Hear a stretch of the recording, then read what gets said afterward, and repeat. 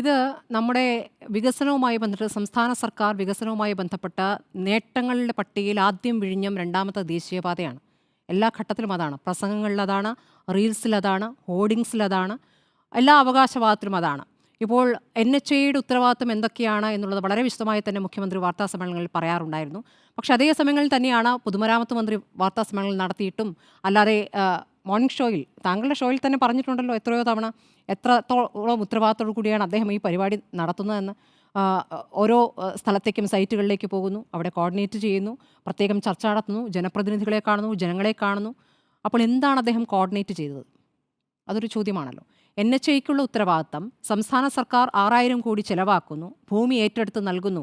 അത് മേനി പറയുമ്പോൾ അപ്പുറത്ത് കുഴപ്പം സംഭവിക്കുമ്പോൾ അതിൻ്റെ ഒരു ധാർമ്മികമായ ഉത്തരവാദിത്തം കൂടിയുണ്ട്. അപ്പോൾ അവിടെ ആ മുതൽ ക്ഷ വരെയുള്ള എല്ലാ കാര്യങ്ങളും NHA ആണ് ചെയ്യുന്നത് എന്ന് പറഞ്ഞിട്ട് കാര്യമില്ല.